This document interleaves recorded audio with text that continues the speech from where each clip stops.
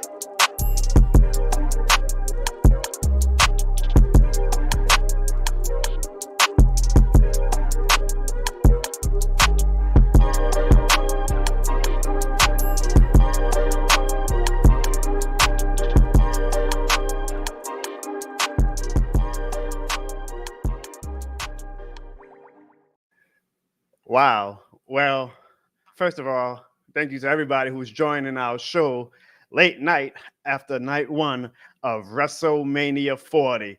I think the only word I have for right now is wow, what an ending that was. What an ending that was. And we are going to recap night one with me, and y'all know him as, for all the Saints fans out there, the Taysom Hill of the Jono Bourne Show. But since this is a wrestling show tonight, I guess we can call him the Sami Zayn of the Jono Bourne Show, because he is the heart and soul of this brand and of this podcast show. Ladies and gentlemen, doing a special collaboration on his channel as well tonight, y'all favorite, Ziggy the Bee. Ziggy, how you doing, man? What's good, bro? Am I coming through? You're coming in through clear. And let me tell you something. You know it was a great night. You know it was a great night of sports entertainment when we got already people in the chat, over 30 people. And we got, of course, Sean. You know, Sean always on YouTube and Twitter like talking about it. So for him to get on already talking about some, acknowledge our tribal chief. I don't know if y'all know my cousin Sean is the biggest Roman Reigns fan you could probably think of. So I have a deal with him that if Roman Reigns wins tomorrow, not tonight, Ziggy, I say he has to win tomorrow, I will acknowledge Roman Reigns, not only face-to-face with my cousin Sean, but also live on this show tomorrow night when we go live after WrestleMania post-show night 2. And Ziggy, we actually have a lot to talk about tomorrow because I'm already excited, bro. I'm already excited. But before we get into what's going to happen probably tomorrow, let's talk about what happened tonight. And I think we got to start with the ending, right? We got to start with the ending because I think that was what sports entertainment and wrestling is all about. And that's the spectacle from the entrances, like made each 4 of those guys look like goddamn superheroes, to the match itself. It was great storytelling. It was great action. It was great moments. I loved every single moment of it. It made me, hopefully it made the fans, you know, these new school fans who was throwing dirt on the Rock name when he came back in January to tease the Roman Reigns match, put some respect on that man's name, because I always say it's levels, Ziggy, it's levels. And my wife who wants nothing to do with wrestling, has no interest at all, came on the couch to watch that match because The Rock, and this is why WWE always is going to answer when The Rock calls, he draws the casual fans, not just fans like me and you who are going to watch no matter what, but he draws the casual fans entrance, and it was absolutely a spectacle. She enjoyed it. I enjoyed it. How did you enjoy it, Ziggy? I enjoyed it. And shout out to Zerk, who's also a big wrestling fan over there on Twitch. I see you, big dog. What up, Zerk? He does a lot of wrestling content people, man, from Twitter and YouTube. So we thank you guys for joining us late at night. This is something that we don't usually do. We don't usually do wrestling post-game shows. It's usually NFL or NBA. So we appreciate everybody rocking with us the long way tonight. But go ahead, Ziggy. Exactly. And one thing that I liked about it, and everyone always talk about the Attitude Era, and this is what the Attitude Era was. It wasn't about pro wrestling. It was about is what me and John always say in our wrestling group chat, is the shenanigans. Yes. It's Rock was throwing his weight around, his final boss power and different things like that. A few F-bombs. You know, legit telling the ref like, hey, if you do the 10 count, just might as well just go ahead and just go ahead and log out, bro. You know what I'm saying? Don't expect to be able to punch that clock if you're gonna go ahead and do the 10 count. And that's beautiful storytelling, all right? Like we all know he is the boss. Like the final boss is like his moniker for character, but he is literally the boss of these guys. He is the boss, main guy on the TKO board for WWE. So just beautiful storytelling of blending that line of reality and kayfabe. Kayfabe for all the non-wrestling fans is the universe inside the wrestling world. Like, as if you are a Marvel fan and you're arguing about like Iron canon. Man. Yeah, canon. All right, go ahead, Ziggy. Yeah, so and that's the whole thing with The Rock is like y'all wanted this. I was the people's champ. I was coming in, showing y'all the goosebumps and happy to be here, but y'all made me the final boss. Y'all wanted this. Now I'm gonna do it my way. I'm gonna be cursing up a storm. I'm dropping F-bombs. He's whipping people. This isn't a regular belt. This is a weight belt that he's whipping No, people with. when people say wrestling is fake, play that sound effect when The Rock whip Cody Rhodes with that belt. Like, you can't fake that, brother. You cannot fake that. This is a weight belt that he's whipping these guys with. Bare, like they had the shirts off. This is skin to leather. And man, it's a fun time to be a wrestling fan. Like Rock has said before, wrestling is fun again. Like he said it multiple times. You can definitely tell like the aura of wrestling, and I don't know what's going on in that locker room, but you could definitely tell we're on the cusp of a new era in WWE right now, and it's very good. I'm glad you mentioned that because Michael Cole keeps, and unfortunately, I feel like because he's the voice of the WWE, it might carry some weight. Like he keeps saying we got to call it the Triple H era, and I got love and mad respect for with Triple H as a wrestler and as a head booker, but I just think you can't call it the Triple H era because he's not wrestling. Like they'll be like saying we got to call it the Vince McMahon era. Like no. I feel like Cody Rhodes, and he even trademarks the Renaissance era. I like that because this feels like it's a renaissance right now. You're getting casual wrestling fans. You got a little bit of the old school. You got The Rock. Maybe we get some other, favorites from the past tomorrow night. We ain't gonna talk about it yet, but wink, wink, you know what I'm talking about, Ziggy. Right. But we got this new generation as well, like doing the damn thing. The Rhea Ripley's, the Jade Cargills, the Bianca Belairs, man, the Sami Zayn still, the Gunthers. Like, it is an exciting time to be. I haven't been this excited to be a wrestling fan since, honestly, maybe post-Attitude Era, which was kind of when my diehardness died down a bit, and I kind of went to that. Me and you, Ziggy, we've always been fans for our whole life, but of course, just like every day in life, you have your high peaks when you enjoy something, and your low peaks. You kind of get out of it for a little bit. Yeah, your middle ground and whatnot. I think what kicked it off was NXT, Black and Gold NXT. Hey, yeah, that's when Triple H started showing, right? He started showing his ass, man. But it was a good show. I guess we'll go through the card and we'll give our grades throughout the card, and then we can give our final grade at the end of what you think. Yep. And then we want you guys in the chat to and you guys already have been amazing in the chat. Like we see some of these chats right now, man, and I appreciate y'all. Y'all might get Jono to do more wrestling shows, man. Like y'all, absolutely. If you are a wrestling fan and hold on now. Algorithm is bringing you to the show for the first time, man, don't be afraid to hit that like and subscribe button. Granted, we're not a pure wrestling channel, but we do talk wrestling, and it does help to be a wrestling fan sometimes. So please hit that like and subscribe button. And we thank all of you guys for joining. I mean, I see some new name. My dude Matt Boggs, no disrespect if you've been on the show before, but I don't remember seeing you. That's my boy. Boggs is from my community. So but you see, that's the thing. Shout out to Boggs. We're connecting audiences. We're having a damn good time. This shit more than a wrestling match, right? Yeah, Boggs, man. Shout out to Boggs, man. We've been collabing for a long time, and he's a good dude. I even got my dude. He's a Bucks fan, Christopher Cohen. Man. Come on now. But that's again, But wrestling brings us together, though. There we go. There we go. So first match of the night, Ziggy, was the great Rhea Ripley versus Becky Lynch. Man, that was definitely a good match to start off while the crowd was, and we'll get to the crowd in a little bit, but the crowd was red hot at this moment. Now, I will say this. I have a bad habit of kind of like comparing shows as they're going on to the past shows or whatnot. So I got you.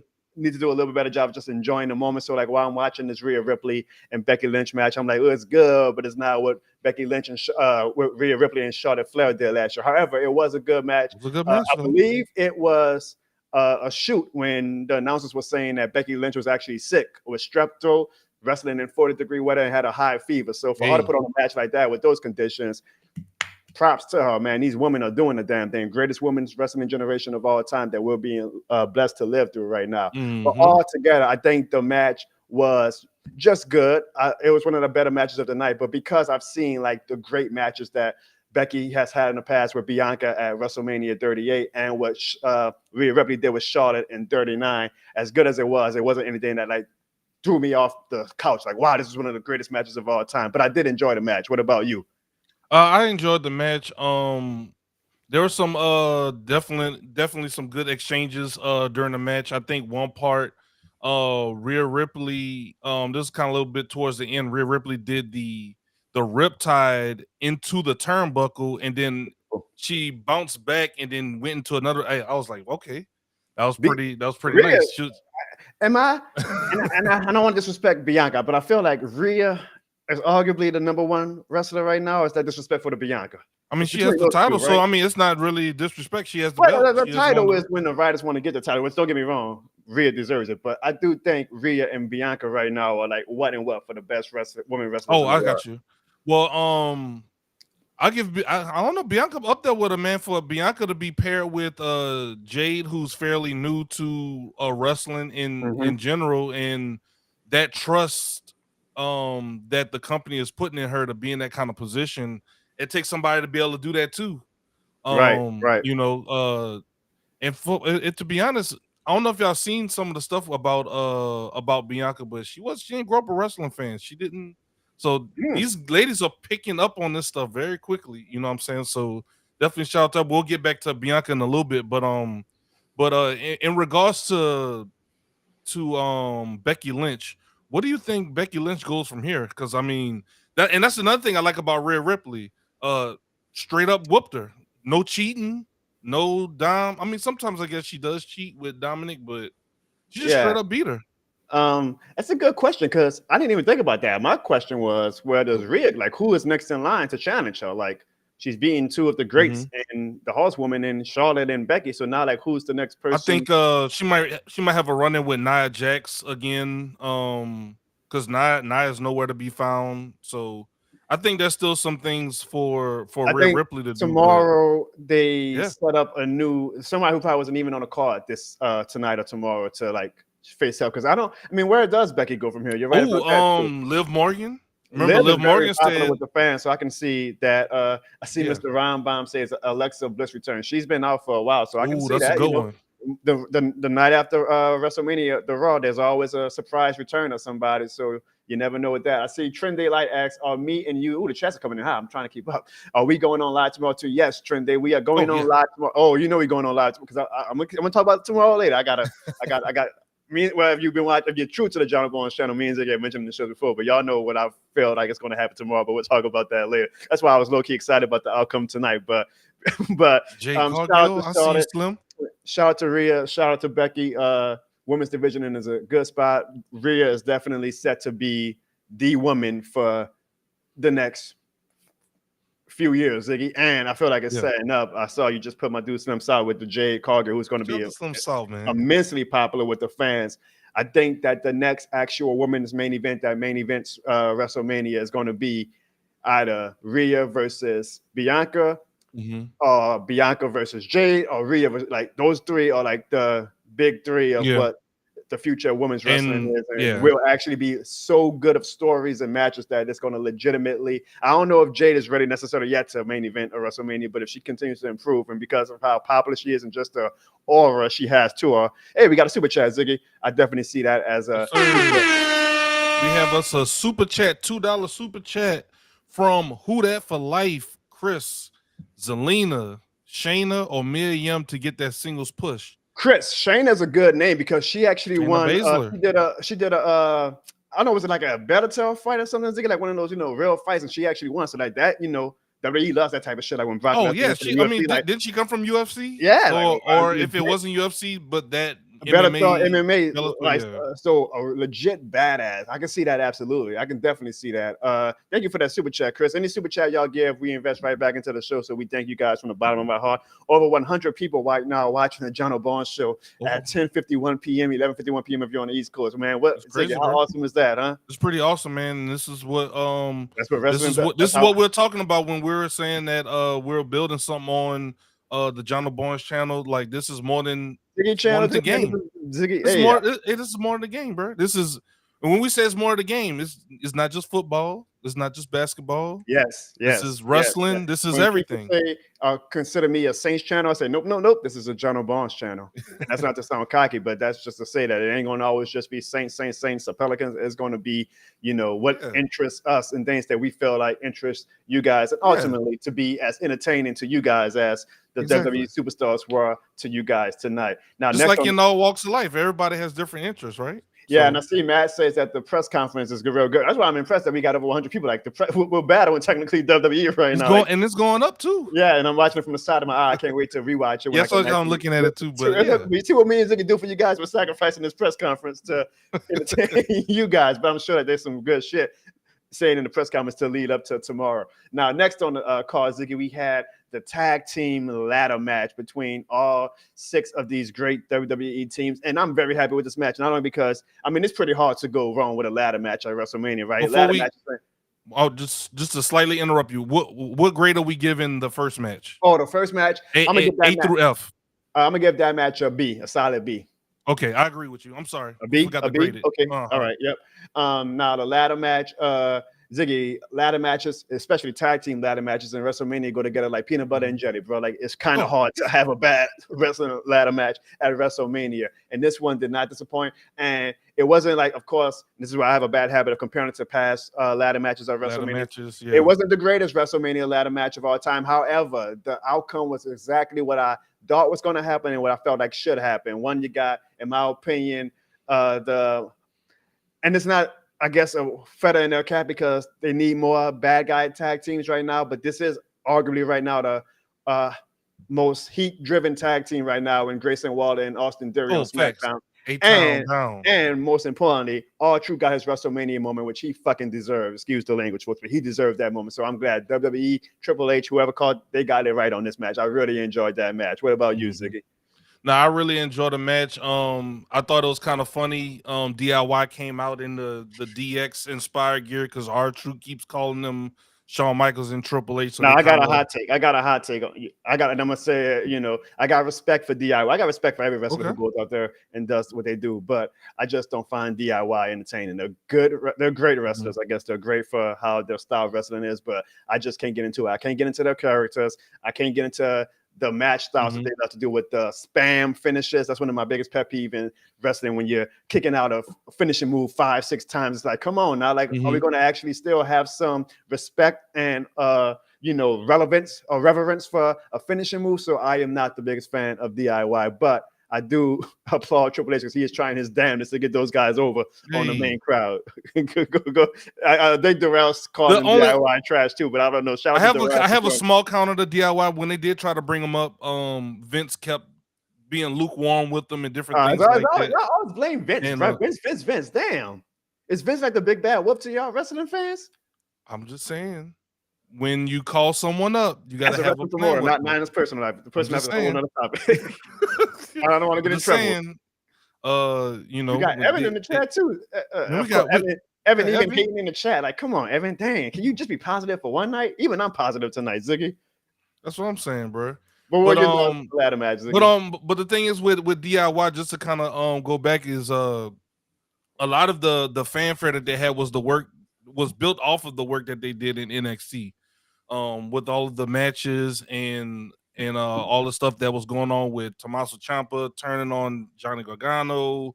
It was a lot of good stuff down there in Black and Gold NXT. So a lot of that didn't translate with some of the casual audience that only watches Raw and SmackDown. They don't watch NXT. So maybe that's something that maybe a Triple H might not attribute to, that maybe not everyone watches NXT and don't know about all the history. Like me, I know about NXT, obviously, but I don't watch NXT like you watch NXT, right? Like I watch it from the Twitter clips and I keep up with that. And when y'all talk about it in the chat, that's how I kind of stay in tune with what's happening. But I don't know, like I saw that the main event between those two was in New Orleans for WrestleMania. That was WrestleMania 30, huh?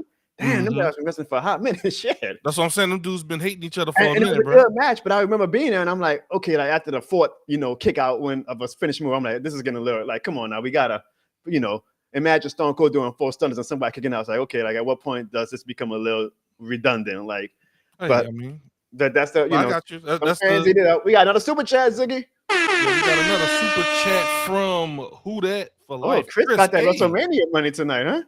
He said, man, $5 super chat, by the way. He said, man, tell Evans in a word of Skip Bayless. All in my Evan gonna say, Evan about to text us and say, I want that money. Like Evan is on in the chat. Hey, hold on, man. Time out, dog. No, Vince McMahon. hold on now, bro. But no, shout out to Evan. Evan got people sending super chats, and Evan didn't even say but one thing in the chat. He still got people around. Evan has a chance to be one of the greatest heels of all time in What's up, YouTube Zach? world. That's what I'm saying. I don't know what Jono talking about, bro. Like Gargano Ciampa headline NXT New Orleans, bro. I was there. I That's mean, when them dudes was in their bag, I was born. I was like, these are too many kickouts. Like, dude, they were kicking out of like power drivers on concrete. It's like, I need a little bit of, I can suspend my, disbelief in wrestling, but come on, not like some stuff. I mean, dude, Gargano was what, 5'6", 5'7"? Like, come on, not making this nigga ain't that short, bro. Looking like Cena, man, kicking out of power drivers on concrete. I'm like, but I get that wrestling fans of it.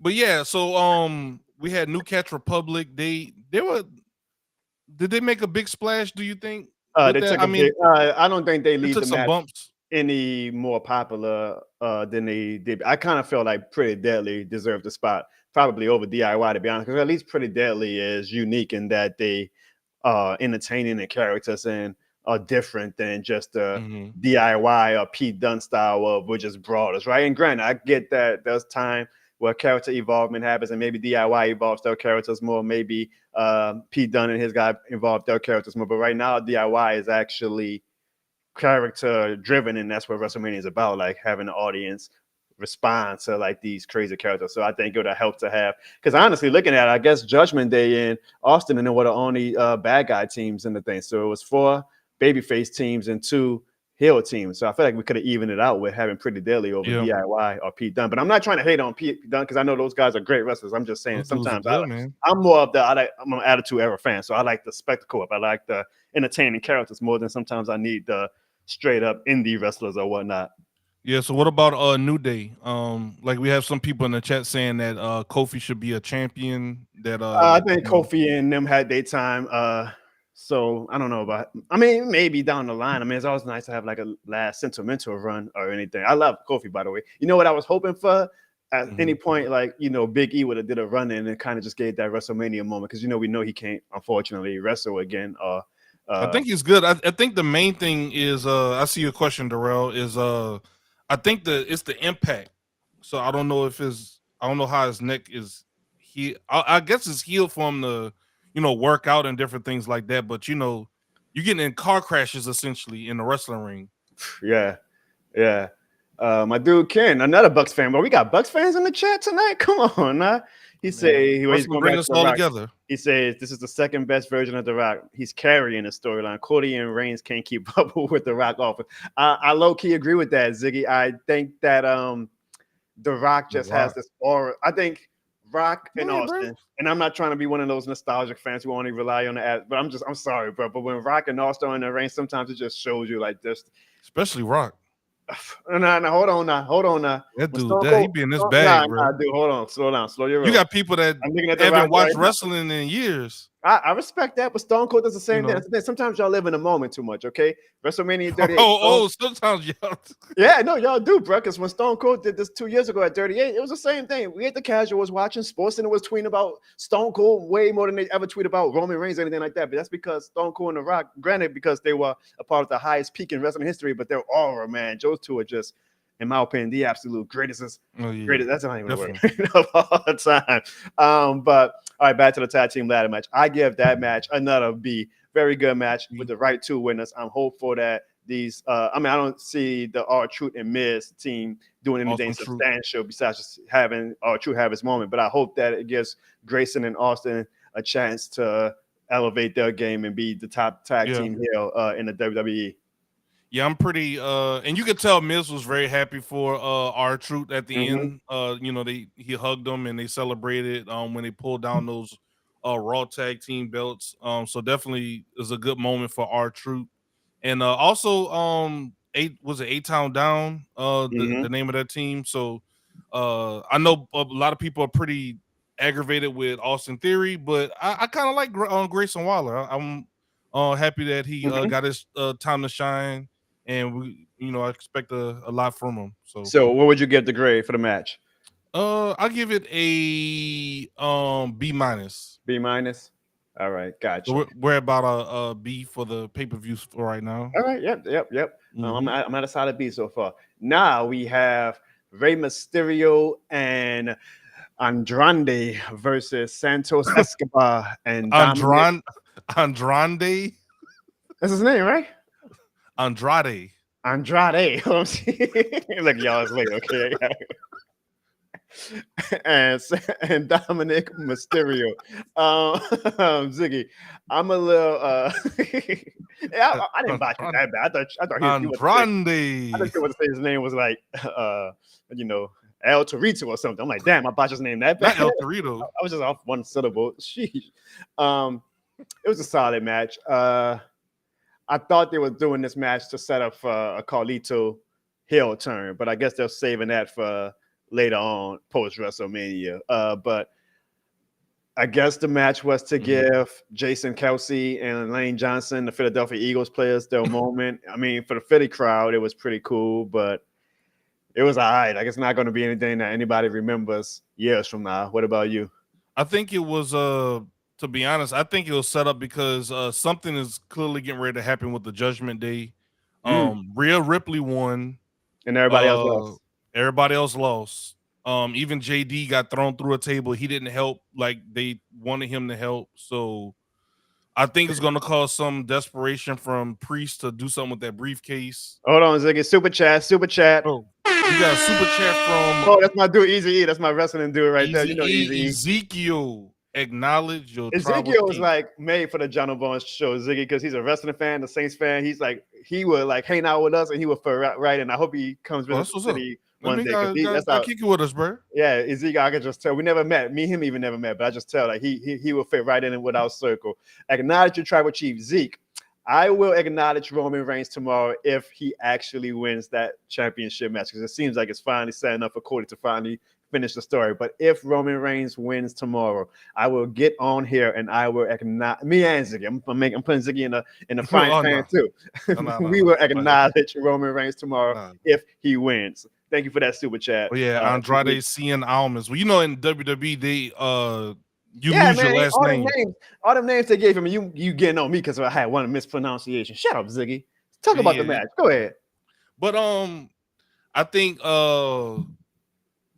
do you think Dom is going to continue to do things with Santos Escobar and Legado del Fantasma, or you think it's just a one-time thing? No, I think they setting up Dom to be like a reign leader type character where he's trying to. That's what it's going to force the Judgment Day. He's going to try to have his little side on that side and that side coming together, but they're setting up Dom to be the biggest. I mean, he already is, but like really take it to the next level of being the biggest heel in the company. I always wonder, like, what is his peak though? Like, do you think he's ever going to be main event world championship?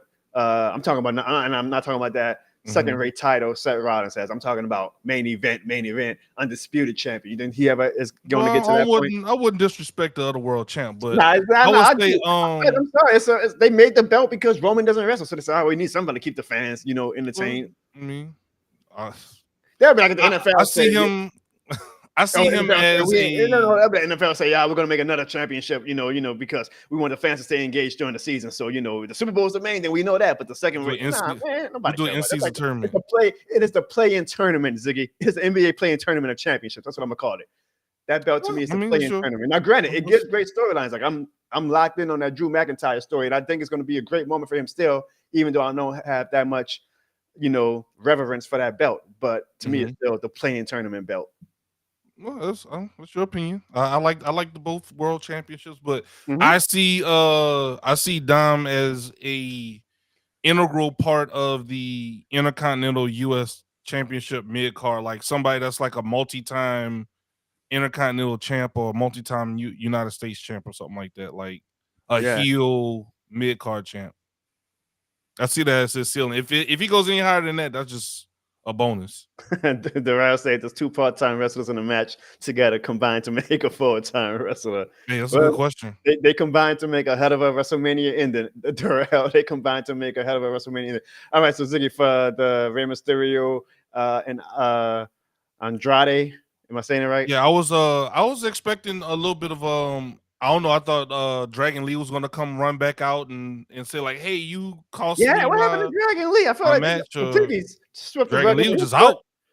I hope like I'm hoping like they told him ahead of time, like, yeah, we're gonna announce you as this person in the match, but don't get your hopes Hope you're up. not hurt for real. Like, geez, that man just completely was wiped away. I mean, how bad of a backstage attack was it? Shit. I don't know. Um, Carlito set him up, and we know that's gonna be the story of it, and it's gonna be pretty interesting.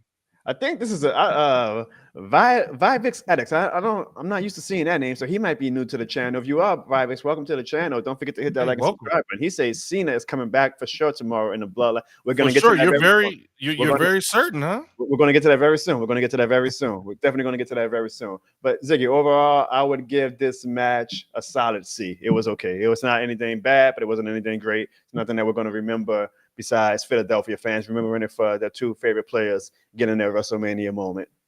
Yeah, I thought I'll give it a C plus. There was a spot in the match that I did enjoy.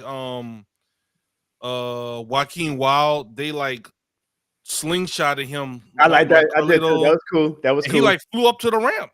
Like that was a cool spot. So man, definitely shout out to those guys. Even though they weren't in the match, they supported the match and made their stamp of I guess they made their mark on it. Everybody wants to make their WrestleMania moment. So I'll just give it a C plus though. All right, that's cool. That's cool. Now next up, this hurts my heart to say. But this might be one of the biggest letdown WrestleMania matches of all time. Not just tonight. I'm talking about literally one of the biggest letdown WrestleMania matches of all time. Because Ziggy, what in the blue hell was that match? It was I could tell you what they tried to do, and it just didn't hit. All right, what did they try to do? Please convince me. They tried to make this match a emotional like story match, like in between the fight, they tried to have like, come on, bro, we supposed to be brothers, and like I guess tell a story during the match, but it just wasn't really connecting. Like tell me. I'm sorry, Ziggy. Vivix in the chat, tell me why this match was great. I mean, that's a strong word to say great. You didn't even say good. You say it was great. Explain to me why it was great. Go ahead, Ziggy. I lost my. You say that they were going for the emotional angle. Jay not wanting to fight as he challenged them, Ziggy. So what the hell you mean? Yeah, like where was Solo? I thought Solo would have got involved because it's brothers. Solo was going all night. I guess they're saving him for tomorrow for a moment. I guess so. So that was part of my thing. I don't know, man. I actually thought Jimmy was gonna win because I remember you predicted that. Owen beat Brett, and then Matt beat Jeff. So I was like, okay, like the one that you least expect usually wins in these matchups. But I think Jay was the right person to win, but I do agree if people said it was a little lackluster. I mean, both of the guys have the same kind of movesets. It's not like Jay wrestles differently than Jimmy. They have like legit the same moveset, super kicks. Dude, I feel like every time I would look up to the TV, all I was seeing is super kick. I mean, don't y'all WWE apologists get on the Young Bucks for that? Oh, all they do is super kicks. I felt like every 2 minutes, all you heard was the die slap for a super kick. It's like, come on, y'all, show some wrestling moves, or even for the storyline that they were going for, why make it a street fight or something? Like, this is an emotional match. Yeah, they like, should have. Jay, I don't get it because Jay you say they're going for the storyline of Jay like not really wanting to fight his brother, but you challenged them. Like the storyline led up to Jay finally being at his breaking point where he was like, I gotta whip my brother's ass. Like you keep interfering in my championship matches. Exactly. Like, all right. So I mean, then like all this week when they were leading up doing like the ESPN interviews and the promo packages and the press conferences, like Jay's like, oh man, after the throw him a love, like. Okay, I'm like, but you just challenged them, so why you still going these emotional routes so early? But during the match, he's doing the same thing. I'm like, the storyline isn't leading up to you being like at your boiling point. You're hitting your brother. So why are we trying to now do this emotional storyline? It just didn't click, and it shows on Twitter because that match got dragged, and it shows with the crowd because the crowd was not feeling it, Ziggy. Now, granted, the crowd wasn't feeling most of the matches tonight. Apparently, how silent they were, and granted, it was like 40 degrees out there, so I get it. But the crowd was not feeling that match, Ziggy. Yeah, I mean, maybe if it was on another pay-per-view, but this is WrestleMania, so yeah, you gotta come with something, bro. You gotta come with something. It's a great moment for them. Like they're gonna remember it no matter what. I'm sure Rikishi shed a tear. Like great moment. Jay is completely over. The Lil Wayne entrance I thought was dope as hell. I thought they were gonna do a little bit more with Lil Wayne. I thought they were gonna like release a new song or something. All he did was half a verse from a Millie and then did which was cool. Like, but that's probably That's probably the easiest paycheck Lil Wayne ever got. Like, that was it. It was a cool moment. Like, I thought it was great, especially because Lil Wayne is from New Orleans. So it's kind of like one of those moments where, I don't know about you, Ziggy, but like whenever I see a New Orleans dude, no matter how big they get, like moments that of things that we enjoy, it's a cool ass moment for me. Like, damn, somebody from New Orleans is doing the damn thing. The only thing it inspires me, Ziggy. I'm like, man, maybe me and you can one day get to a level where, I ain't gonna think we're gonna ever be in a ring or anything, but hey, they might be having us in the front row because like Drewski. I mean, I mean, Drewski is gonna like his name plate and whatever, like a shout, like he's a celebrity. I'm like, damn, that's what I would love for me and you and the whole crew to be at one day. Ziggy, like, oh, look at the Barnes family's live at WrestleMania on Raw, because we done got that big. Mm-hmm. And Lil Wayne, like, he gives me moments where I'm like, hey man, if he could do it in his own unique way, me and you ain't gonna be rapping our way to the top, but maybe we could do it one day. So that was a cool moment as a New Orleans kid to see that. Yeah, it was pretty cool. I must say it was pretty cool. And the thing is too, I saw a few people online that was like, no one wants to see Meek Mill, Lil Wayne, and all this. Like, look, man, that's the thing with wrestling. Rhea Ripley came out to a rock band. I don't really listen to that kind of music, but it's her. I don't bash it. No, Ziggy, come on, bro. When she first came out, like in the guy, whoever the main single, I thought that was Rhea at first. He's like, just like Rhea. I was like, oh, look, Rhea throwing it down. I ain't know Rhea could sing like that. It was like, come on, this is the beauty of wrestling. You have different backgrounds, different walks of life, different tastes. That goes. If it's not your cup of tea, it's fine. You ain't gotta. You just answer on our chat for everybody. Me and Ziggy are part of a very, very prestigious group chat with our whole fellas. And my brother asked, why right now are we doing better numbers on the 11 o'clock show at night than we do during our typical Tuesday show? But Ziggy just gave the answer to my brother. Why? It's because fans love this fucking wrestling shit, bro. Yeah. This more than the game to these wrestling fans. Of course, if it's just one team, wrestling is we all come together. Oh, that's why I think sometimes, bro, I'd be like, should I go to wrestling niche? I mean, I love my Saints and Pelicans, and I'm gonna continue to talk about them. But should I start like a separate channel where we go all in on wrestling? Because these wrestling fans are rabid, bro. I think they're kind of telling you what to do right now, bro, with these numbers. Man, bro, which we only got 50 hours in the day. I mean, we got over 160 people right now, which is awesome. Shout out to those guys on Twitter and watching on YouTube on both channels. We're simulcasting. This is history right now, folks. Me and Ziggy are doing the show on both of our YouTube channels right now. So thank you guys for watching on the Ziggy channel, for watching on the Jono Barnes channel, for watching on Ziggy's Twitch, for watching on my Twitter. We appreciate the hell out of all of you guys. You guys are all this shit more than the game certified. And if you're watching on YouTube, whether you be on Ziggy channel or my channel, and if you're new to the channel, hit that like and subscribe button for us, please, man. Really helps out the show a lot. He was not in sync with real, but they'll say some slick stuff about Lil Wayne. But I'm like, come on now, bro. Like, we can go there if y'all want to. So Ziggy, I'm giving the Jey Uso and Jimmy Uso match a D. Bad match. I hope that they redeem themselves next month or whatever the next PLE is. But that was not a good match. I will give it a C+. C+? It's average, bro. It wasn't like. Dude, a C+ is supposed to a B. You're basically saying, no, it wasn't. It was more good than it was average. It was all right. I got you. I'll say that's actually fair. That's no. But that's a good rebuttal though. I think I'll move it to a C- then. That's a good point. A C-. All right. Because it was all right. Like, you know what I'm saying? It wasn't like.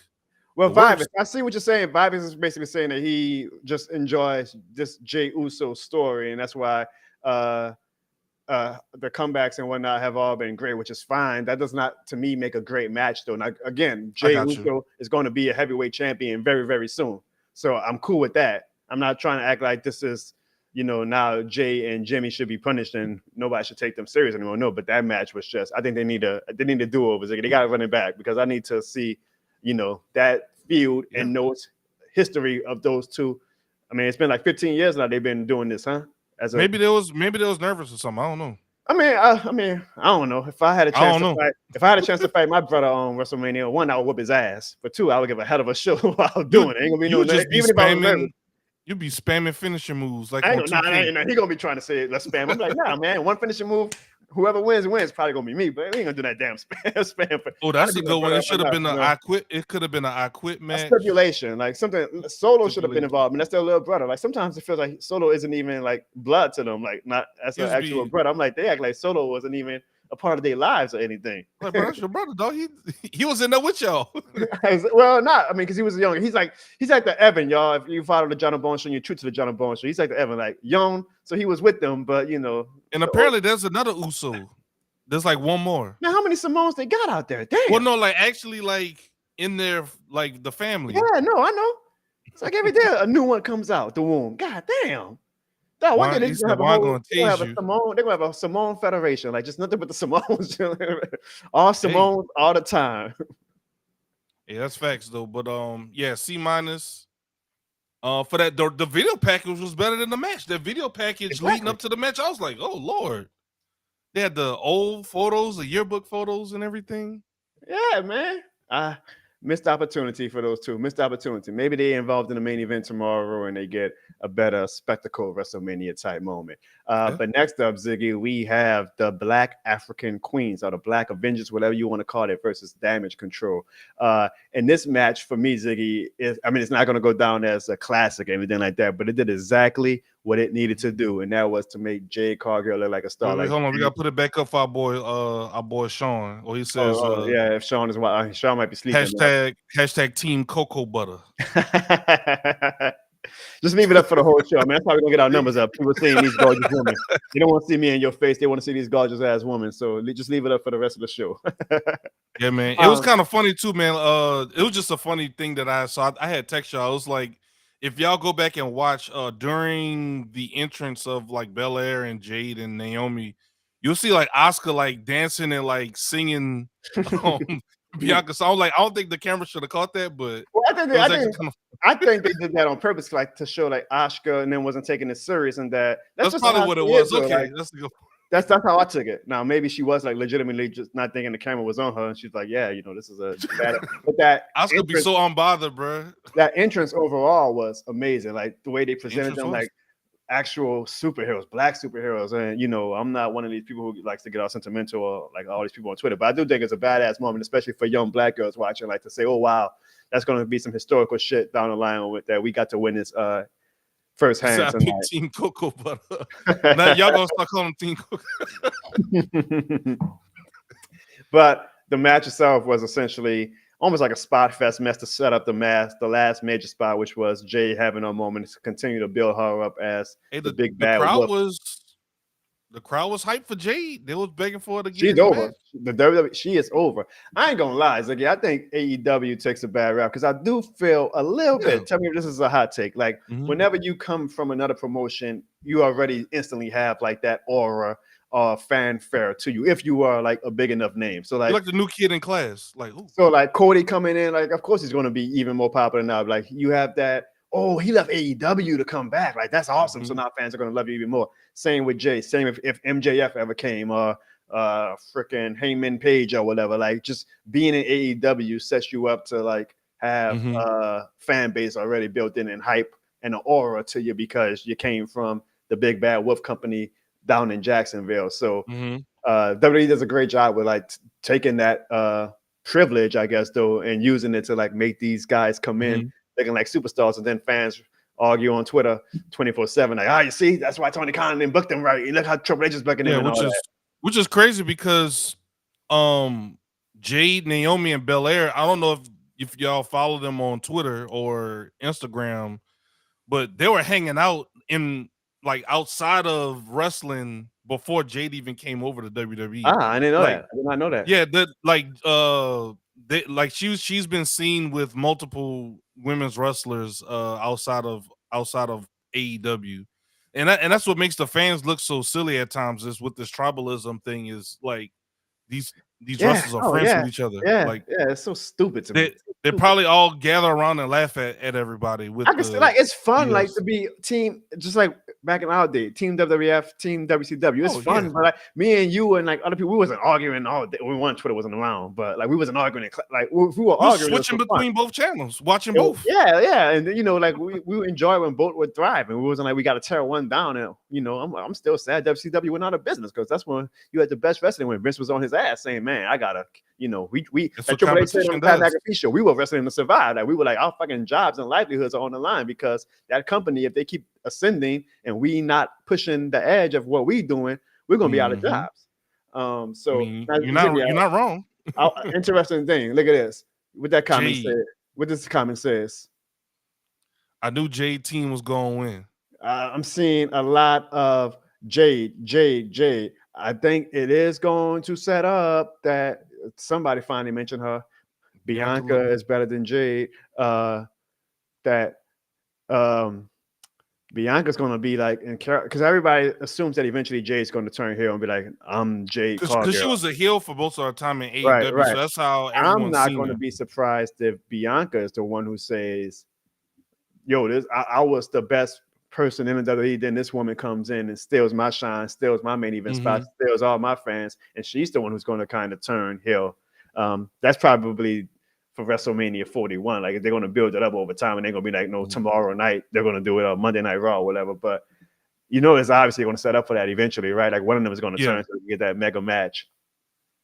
Yeah, and they're still working on competitive business. So you like, if me and you were in the same space as wrestlers, like, I would love and I would do everything I could to help you succeed and want you to succeed. But I'm also like, shit, I don't want him to take my spot, though. I want to be number one. Like, it's a healthy of course, thing. You still want to be number one. Yeah, and I guess that was Naomi's team when they all what was it, Sasha Banks' team bad or whatever. And Tamina and Sasha. Yeah.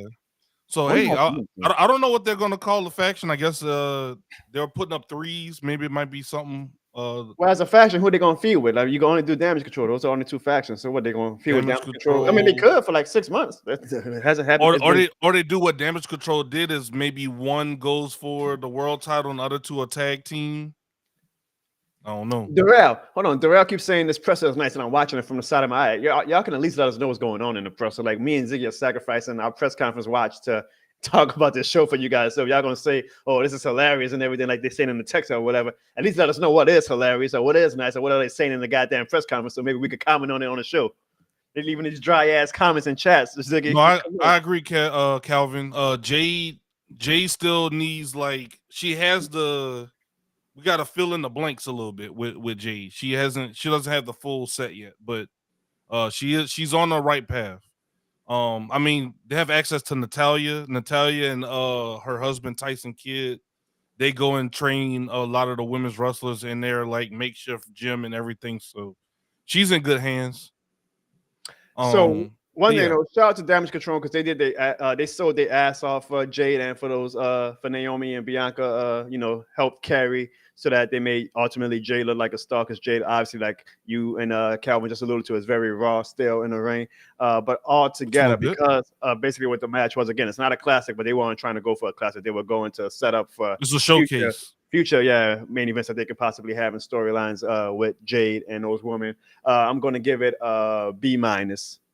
Chris says Team Ebony Magazine, the Jet Beauties of the Week. That's what they should call themselves, the Jet Beauties of the Week. Now, I do agree with you on that, man. Definitely shout out to Damage Control for being, this is kind of, I guess, behind the scenes, like being good team players.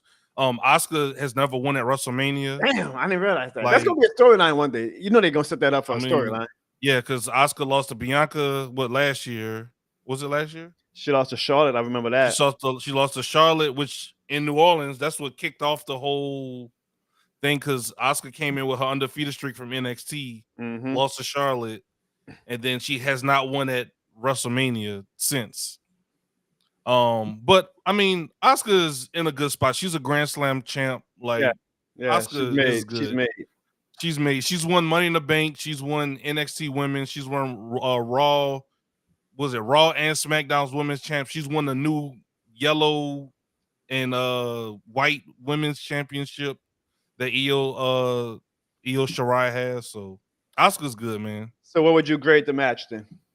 B-. B-. Like, it was pretty good. It was entertaining. Also shout out to Dakota Kai, because she's always like getting her ass whooped. And she plays a role very well. So shout out to every team needs its role players, right? Every team needs its role players. Now, I just told you that no matter what Asuka she's made, somebody else who I felt was made, so this was my shock of the night, is Sami Zayn. So I'm not gonna lie, as great of a storyline as they led to this match, Ziggy, I went into this match having absolutely no earthly inclination that Sami Zayn was actually going to win this match. I had as much confidence in Gunther as I did when I had confidence thinking that at WrestleMania 30, Undertaker was going to be Brock Lesnar. Honestly, if betting was allowed back then, I would have literally have bet my house. I was like, WWE is never going to let the Undertaker lose. So I would have bet all my money, and I would have had the biggest fucking come to Jesus moment in my life when Brock pinned the Undertaker. So I would have probably did the same stupid thing with this match. I'm like, Sami is great, but they're not going to give Sami this moment. They're going to give it to like an up and coming young talent like Braun Breaker or somebody who they really want to like get the rub from beating Gunther. So I was shocked. Like when that 3 hit from the 1, 2, 3, I was like, oh shit, they actually did it. I was happy for Sami. They did a great story with it. It was a great WrestleMania moment. Honestly, it was a moment that up to that point for me saved the spectacle of the show. Because at that point of the night, I was like, it's a fine show, but it doesn't feel like a WrestleMania show to me. That was the moment where finally it was like, that is a WrestleMania moment. So I was shocked. And because of that, may arguably be the match of the night for me. It was a great match, and it was a very, very surprising outcome, which I really enjoy when WWE genuinely surprises me in matches when I'm not expecting it. So I really enjoyed it. What about you?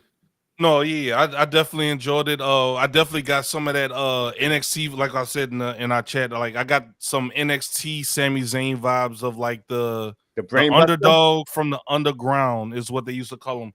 That brain buster, that was, and some people thought that was a botch. That was not a botch. That used be. I was like, damn, was that supposed to happen?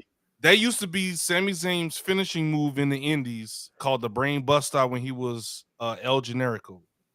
And of course, when he came over to WWE, you know, they was like, nah, you gotta come up with something else, you know.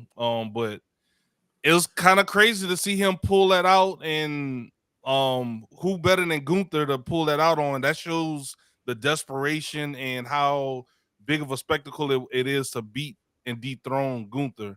And definitely shout out to Gunther. He's another one, like heels that, and we'll talk about this later, but you don't really cheat much. He just chops the sonic rings out of you. And just, you know, so definitely shout out to Gunther, man. Progressive Knowledge says, what? I saw it coming a mile away. The only surprise was that Sami got the spot instead of Chad. But that's why it was a surprise. Progressive Knowledge is because if it was Gable, I would have been expecting it. I'm like, yeah, they probably sent us up for Gable to finally get that moment.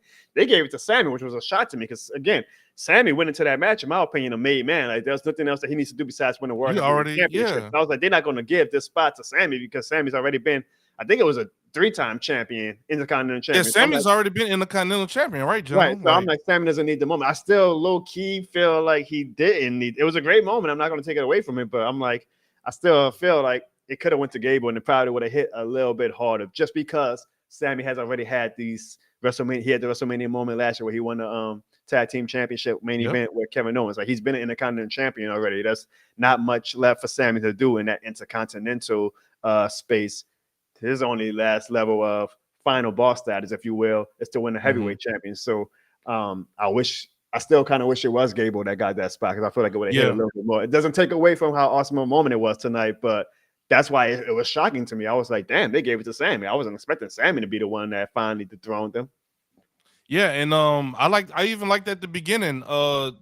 Sami told his wife, don't bring my son out to don't bring our son out to ringside. He don't need to. He still had that doubt in his head because all right, that makes sense.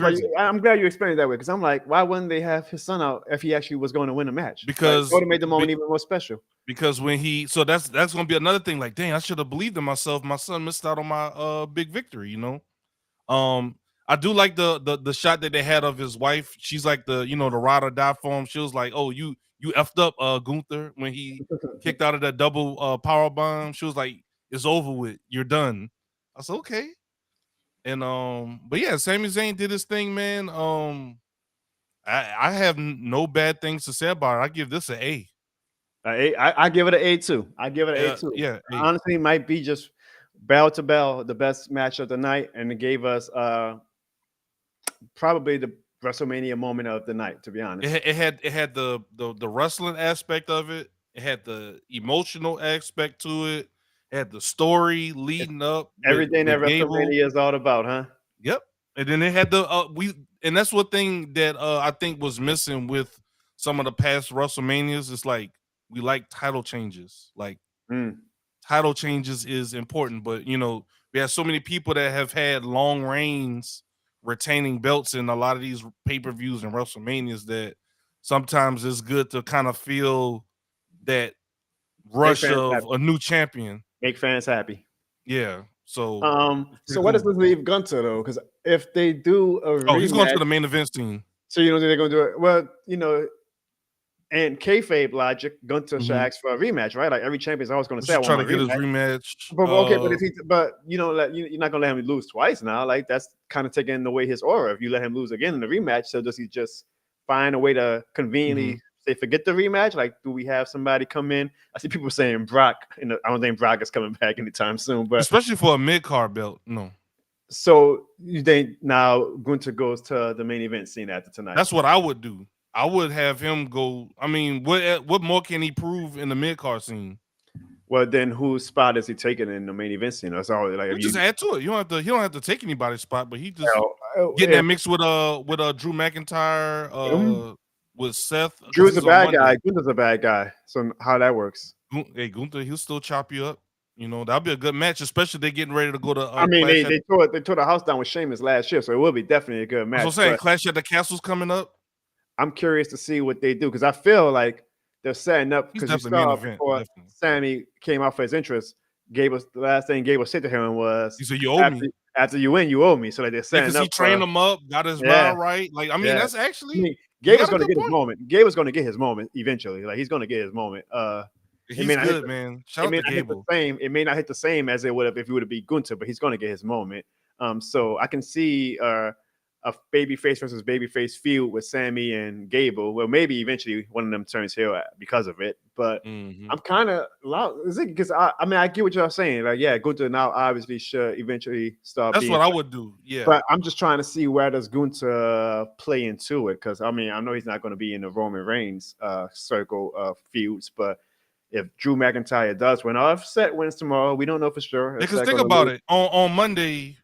Who is in your main event? You have Drew and you have Seth, and who else? And Seth may be now. This seems like they're setting up for Seth to take a nice little break after WrestleMania. So then I can see Gunther coming in that spot. But again, Gunther's a bad guy. I mean, they usually want like a babyface heel type thing where if Drew wins, they're going to want a babyface to come and try to knock him off his pedestal. So Gunther does not fit that role of a babyface trying to knock Drew McIntyre off his pedestal, unless they're trying to go with the Gunther turn, which he could go to become a good guy now. I'm just curious to see what they do with that. But I do agree that it's time for him to now be with the big boys. You know, he had the adults table, not to try to disgrace the Intercontinental title at all. Please don't take it that way. But he did his job a little bit different. Yeah. And he did his job, which is to add prestige back to that Intercontinental Championship. That's a belt that you paid attention to. Yeah, because that was whenever it's on the card. I don't know if we want to call it the dog days or whatnot, but a while with an Intercontinental belt didn't mean shit. Yeah. Didn't mean shit. So people, especially when they didn't have a world championship on Monday, that was the belt that everyone fought for. Now I'm gonna call it out. I'm gonna call out right quick. I'm gonna call out Slim Jones' comment but we've gotten like 6 comments about this already about Priest cashing in. Man, Priest is like the dumbest kayfabe character of all time. He done had so many chances to cash in that damn. Cash in tonight. I don't know what the plan is with that, but I do not expect Priest to cash in tomorrow or even on the Raw after. I think they're gonna. I don't know what they're gonna do, but I don't see Priest cashing in this week at all. I mean, clearly, Jono hates when I bring this up, but clearly. Priest winning was when Vince was over creative. This isn't a bad thing. I didn't say anything. But clearly, you make me sound like a Vince apologist, bro. People gonna hate me. I'm saying. But Vince, they had plans with Priest, and clearly things changed because at one point it seemed like the Judgment Day was about to break up. Then they're still gonna tease that. I think Rhea gonna be like. I'm the only one holding shit down every year. Y'all the ones losing. Finn Balor lost last year at WrestleMania 2. So they got a storyline where she could be like, God damn, Dominik, you lost last year. It's 2 years in a row. Like, I'm carrying the weight of this. She's saying, you linked yourself with Santos. You didn't tell us about it. Then you lost. Then, it's gonna be interesting. We sent you out there. You get thrown through a table immediately. You wasn't no help. Y'all that R-Truth win the belt on y'all. I think there's gonna be It's gonna be some dissension. Our True gonna show up and like, look, I got the belts in Judgment Day, like, bro. You know they gonna do something. They be making him look like a goof, bro. My man went from the greatest 24/7 champion of all time to a tag team champion at WrestleMania. Won't God do it, Ziggy? Hey man, Won't shout God out to do it? R-Truth, Now, man. before we get to the main event, we do want to hear a word from one of our sponsors. Hey man, I can't believe you guys are still watching this crazy show. Because of that, you guys really deserve something special. Here's a gift just for you for being a fan. Are you going to a sports game or a concert or any major event? Well, buy your tickets from SeatGeek and use the promo code Jono at checkout and you can receive $20 off your purchase over $50. That's $20 off your purchase. What are you waiting for? You know this shit more than a game, man. And finally, no pun intended, but finally, Ziggy, we get to the night one main event, which was The Rock and Roman Reigns versus Cody Rhodes and Rollins. And that match delivered absolutely everything that it needed to deliver, from the epic entrances for all four, making them look like goddamn gods among men, to the ring action, to letting The Rock look good where he didn't have to carry a full match by himself after being away from the WWE for, what was it? It's been about 10 years now. He has actually had like a match. It was a spectacle. And that's what I want, especially in my main events sometimes. I want good wrestling. Don't get me wrong. Like, I want good wrestling in my main events too, but I want a spectacle. I want to leave a WrestleMania feeling something, man. Like, feeling like this is why I love this shit. This is why some 25 plus years later, I still watch this shit regularly. I left that match feeling something. And what it is going to do, obviously, like now, tomorrow, they did it perfectly. Like, everybody should be like, oh shit, it's going down tomorrow. Bloodline rules now, it's going down. Like, they have built up some amazing anticipation. Like, dude, like I legit might have a tough time sleeping tonight. I haven't been this excited for a main event in a while because this is when wrestling is good. This is what you get. I'm a little nervous because I'm like, man, I'm hoping I'm not fan fictioning myself into something that WWE's like, well, we never promised all this shit that y'all are expecting, but oh man, I think tomorrow is going to be absolutely epic. But before we get into tomorrow, yet again, let's talk about this actual match tonight. I thought it was good. The one thing that I'm a little surprised with was they kept building up. Rock said, I'm going to make Cody bleed and on the belt and show it to your mama. I thought they were going to finish off the show like that. Like, Rock wins the match and then, you know, it's over and Rock gets some more heel heat by saying, oh, you thought I was done? And then he just like, like, they really like beat the shit out of Cody, like, to really set up this Rocky, like in Philadelphia of all places, ironically, right? Story for tomorrow. But they kind of just, you know, did the belt race with the fireworks. I'm like, well, what happened to the whole, we're going to make Cody bleed and, you know, present the belt to his mom. That's what tomorrow for. Maybe, all right, yeah, right. And that's what they might do. But I thought they were using tonight to set that up so that tomorrow the fans were going to be foaming at the mouth for Cody to whoop everybody's ass, like go full Stone Cold 1998. Anybody and everybody going to get these hands tomorrow. But besides that, which I kind of still wish they would have did it tonight, Ziggy, I can see like them setting it up for tomorrow. Great match for what it was. You know, like obviously again, not no classic or anything like that, but everybody did their part. They were making Cody yet again like this underdog. Like, damn, is this dude ever going to actually finish the story? You saw Cody did the same beautiful storytelling. Cody did the same thing that he did last year after he lost. He's got in this little, you know, his pose in the middle of the ring. Has that self-doubt with the D look on his face. So now it's like, oh man, Cody doesn't believe in himself. Cody's going to tomorrow like, damn. And you saw he looked at Seth, he was like, we fucked up. That was that. Me and you made that look to each other many times before in high school. We were like, we bit off more than we could chew with this one. When the teacher hands the test, has that doubt, no, like hands the test out to everybody, you look at each other like, Seth, his knee is obviously messed up. Like, they sold that story pretty well. Like, so now Drew McIntyre is foaming at the mouth. Like, Drew gonna be tomorrow. Like, oh, you gonna be like, I tried to tell you. Yeah. So I think Drew gonna whoop that ass tomorrow. To be like, they really set up. I'm assuming they're gonna let Seth. Drew coming in fresh. Oh, Drew deserves the moment tomorrow too. I know he's gonna get booed, but he deserves the live crowd moment because he's had that taken away from him in 2020. But man, just good storytelling. And again, The Rock, man. Shout out to all these new school wrestling fans, but The Rock is just on another level, bro. I'm sorry. Like, when The Rock is him at the end of his career, he makes Roman look, and Roman is great. Don't get me wrong. Roman's aura is awesome, but he makes Roman look like a kid sometimes. I'm like, The Rock is just, and I transparently, y'all, this is probably the nostalgia in me talking. Again, I grew up in the Attitude Era, so Stone Cold and The Rock were like my Santa Claus, and I don't know, Mm-hmm. Easter Bunny, like like these mythical creatures that are like too good to be true. But like when I just see The Rock, it's just like, damn, that dude just stands out, and it's just special, man. Literally the most electrifying man in sports entertainment and the people's champ. I enjoyed Really, Darrell? Do tell. Darrell robbed me of my valedictorian status in middle school, but that's for a private conversation.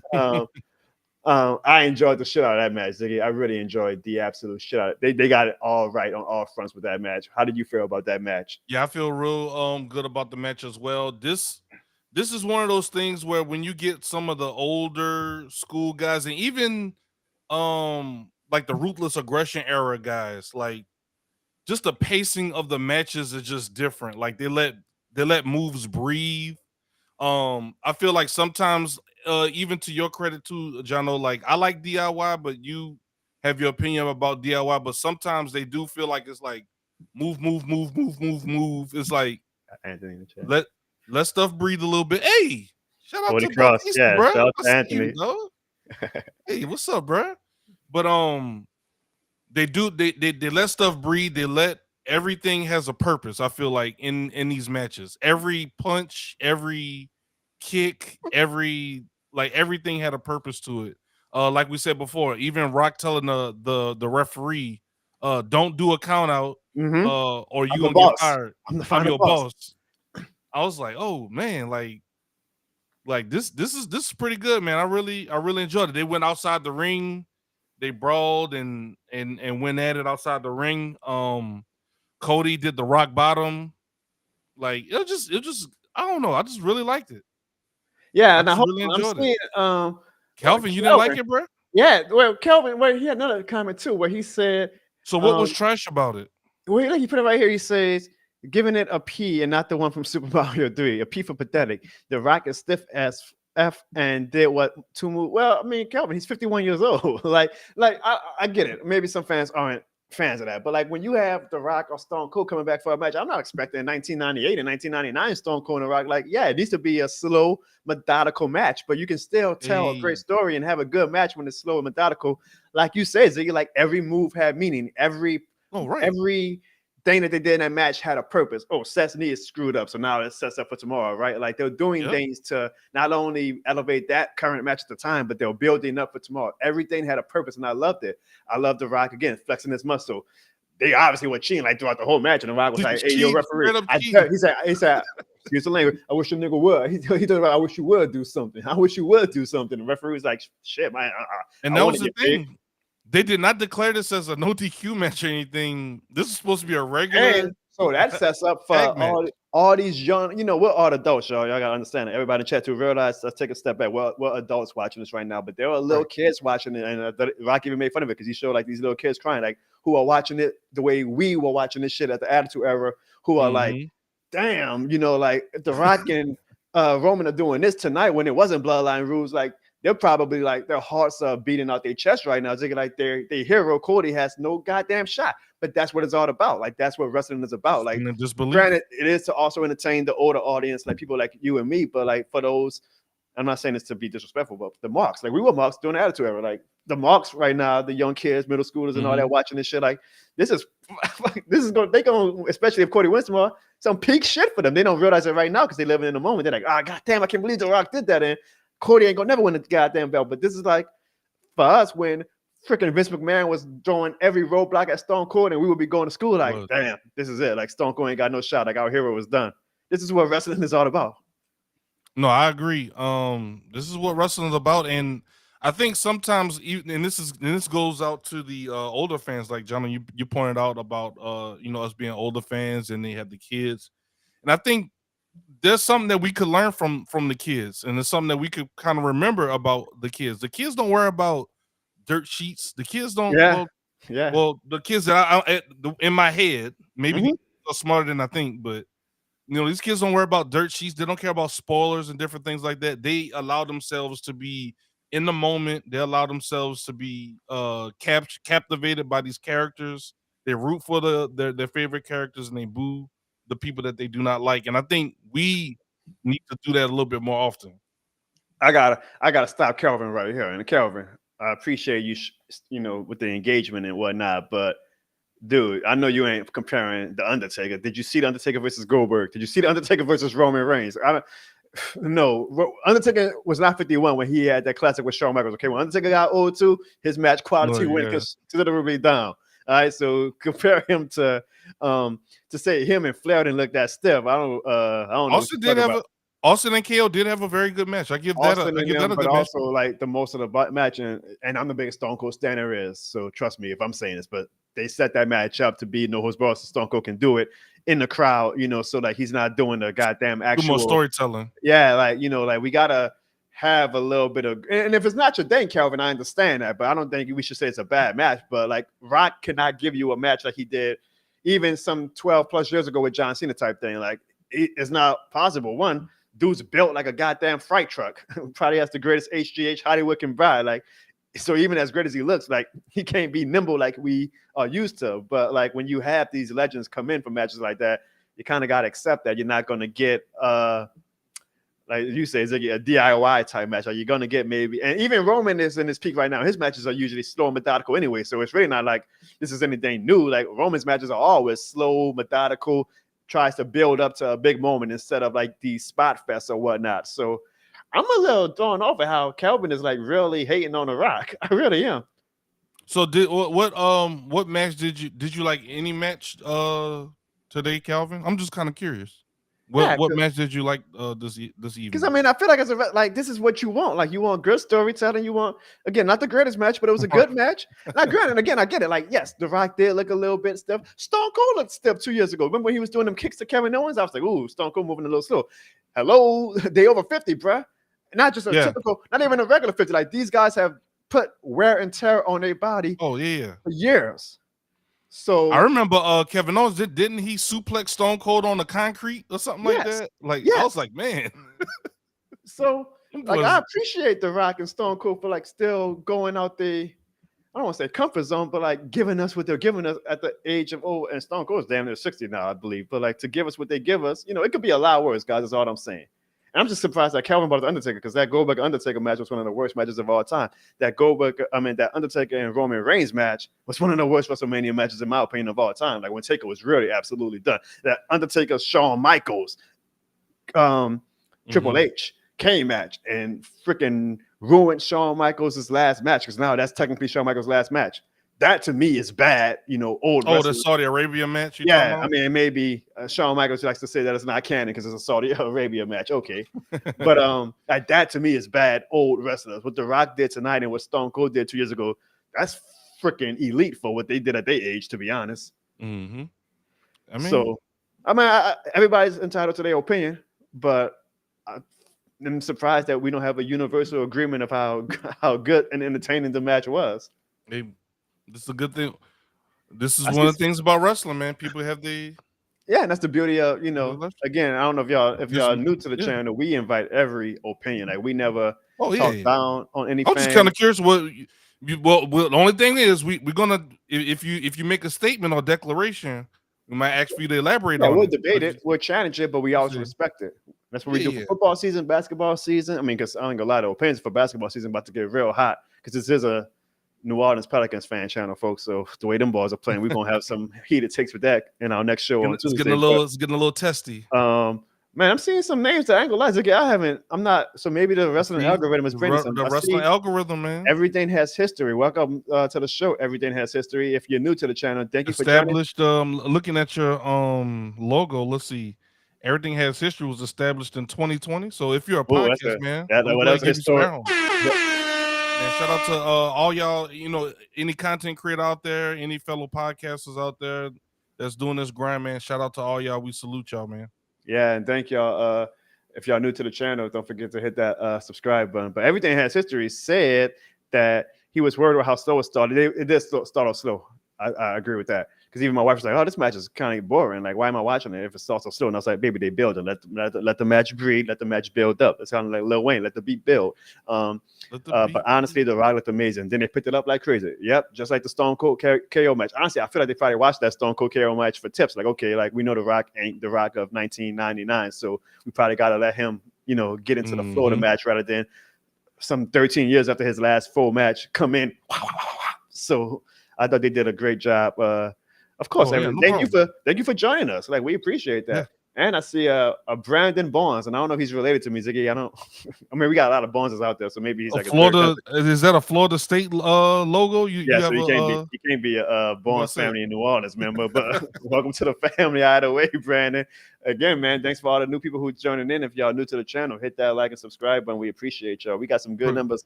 We got over 180 people watching right now.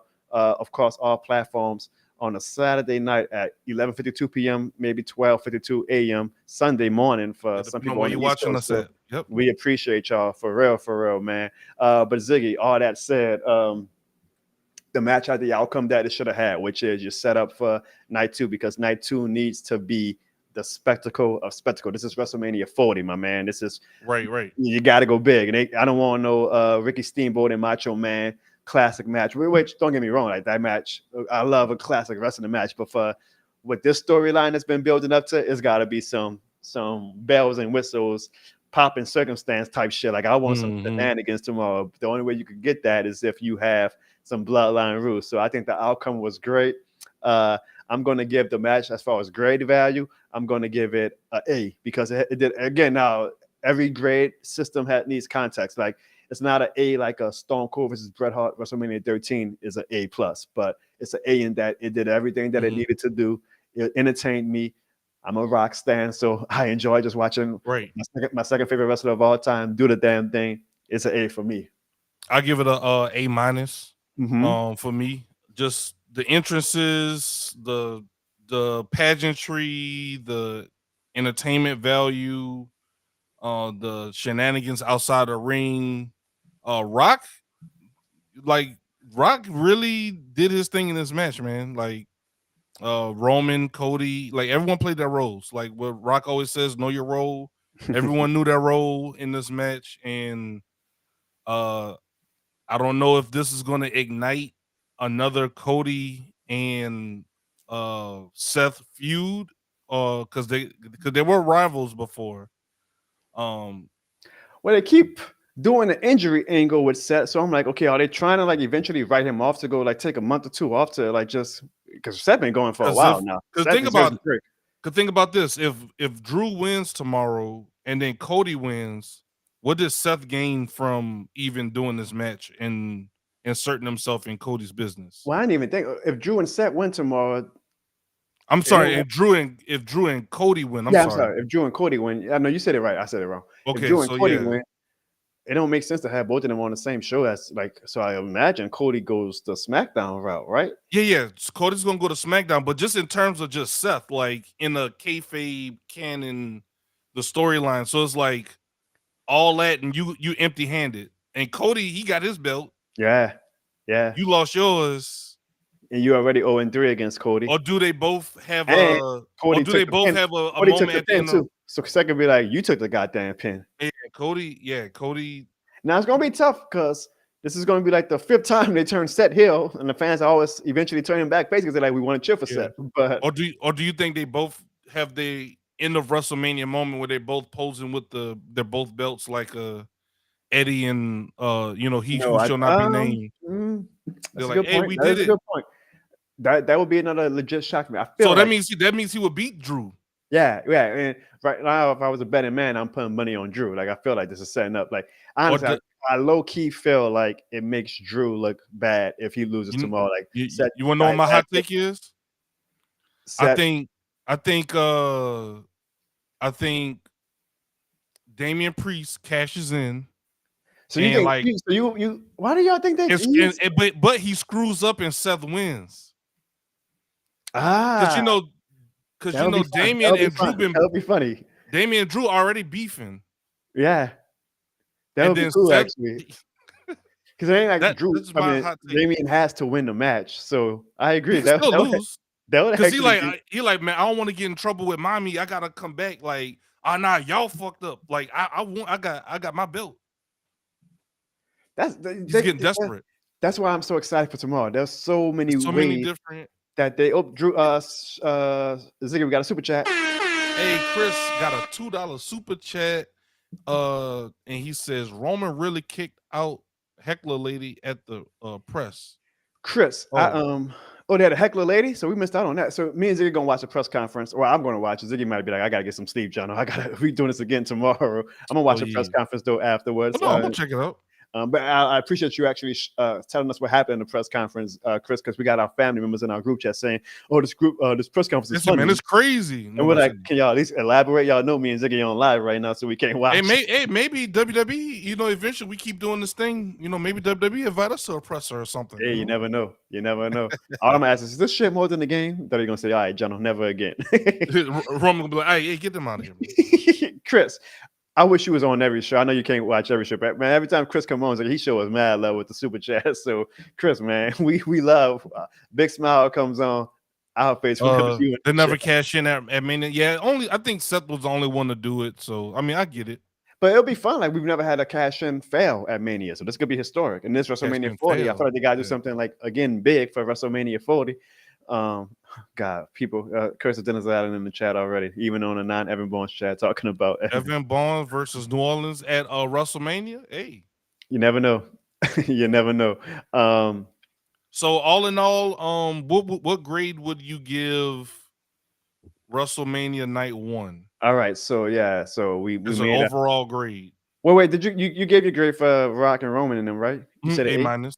A minus. Oh yeah, you did. All together, I'm gonna give the show night one. This is night one. That's counting Usos. That's counting Becky.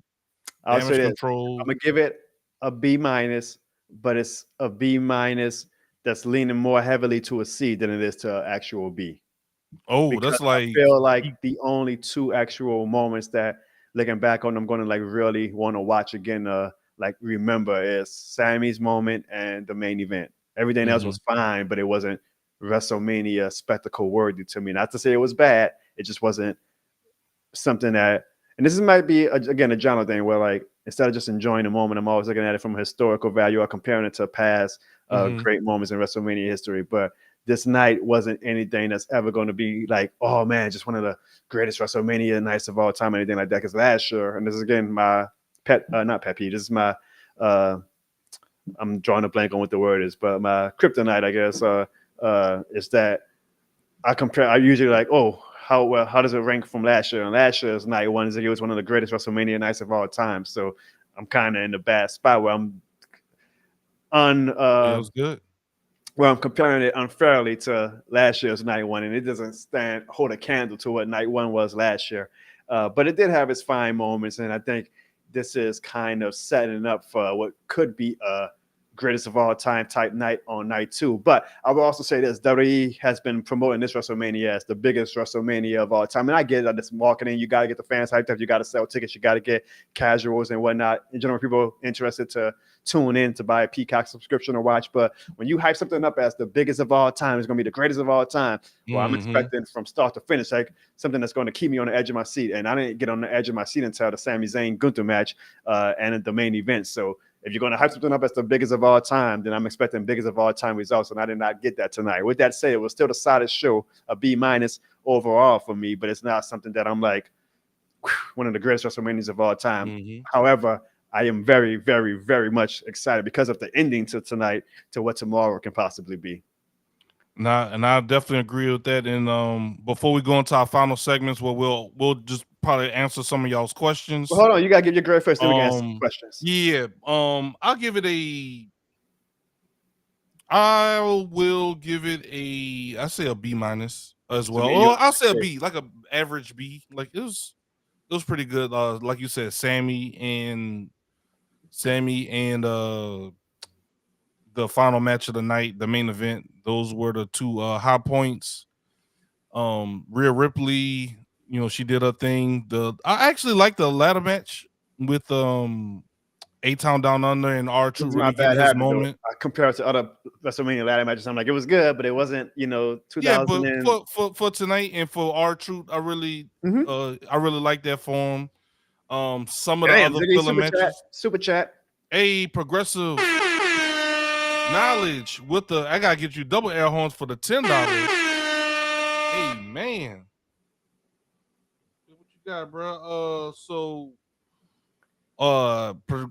Progressive says I'm out. Dope show. Definitely need to do these every PLE. Woo! Ready to see. Hey, if y'all show up like this, I'll make an exception. I don't care. Ready to see Cody finish the story tomorrow since the Pelicans will fall short of their as I'm reading this. We'll talk Pelicans later this week. Boy. We'll talk Pelicans. Progressive knowledge. We appreciate that. Hey man, we would love to progressive knowledge. If we need to do live every day, we could.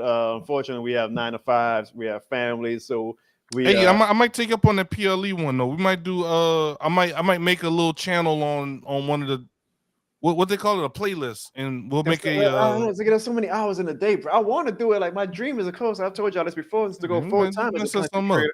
But I will say this: progressive knowledge. You giving the super chat that helps us out for the long term goal for us to eventually turn this shit more than a brand, into something special that we could do, like give you guys everything. We give you guys Saints post games, Pelicans post games, PLE post games, like anything and everything under the sun. Like UFC, like whatever's a big event that's worthy of it. But we might start doing all movie recaps after we go. That's what I'm saying, bro. Like I said, this is not for all the diehards on this channel. It's not a Saints channel. This is a Jono Bones channel, and you might be even watching it on the Ziggy channel. Hey man, we got 200 live viewers right now across all platforms. At 12 o'clock, that's fucking crazy. 1 o'clock Eastern time. If you're there on Eastern time, we appreciate y'all, man. And by the way, though, progressive, if you're still on before you go to bed, and everybody watching, we will also be back on tomorrow night, which is going to be probably an epic night. So we will be on tomorrow night for sure. But we appreciate that progressive knowledge. Thank you so much. Damn, Zig, I feel like I cut you off on whatever thought process you were going with. Do you remember what you were even saying? No, I'm used to it, dog. It's all good. We just roll with it. But no, I'm just playing. But no, it's gonna be a great WrestleMania weekend, and hey, there's gonna be more to come. If clearly y'all want this, we'll try to see what we can do to give y'all the content that y'all are asking for, man. So Zig, I have a few questions before we wrap up too. Yeah, we got some questions. One, who came out looking the best tonight of all the superstars? Like, who do you leave tonight saying, "Oh, this guy"? In terms of in general, storyline. You can however you want to take a storyline, popularity. This guy's going to get a good push now. What superstar? Every superstar you think comes out looking the best of WrestleMania Night 1? Definitely Sami Zayn. Sami Zayn. Definitely Sami Zayn, and then I will go with the. I say only one. You can't cheat. Tag teams. I say only one. You can't cheat. It's constellation. I'm gonna go with Jey Uso. You get a Lil Wayne. Oh, that's a good one. You got a stadium of 70,000 people doing your thing. I feel like it's all lining up for him to eventually be like a main event for real, like where he's gonna get a legit title shot and win it. So I'm going with Jey Uso. He definitely needs it. Comes out this whole weekend, honestly, probably obviously, like if Cody wins tomorrow, but for tonight, I think even though that match was shit water, they obviously got big things in plan for Jey Uso. So I think he comes out looking the best. What's up, Jerry? Next question. We have a question from Boggs. He said, "How do you feel about them splitting the tag titles?" Yeah, I think it's fine. Mm-hmm. What about you, Ziggy? There's a lot of tag teams, and I think it was kind of hindering them when they combined the tag belts.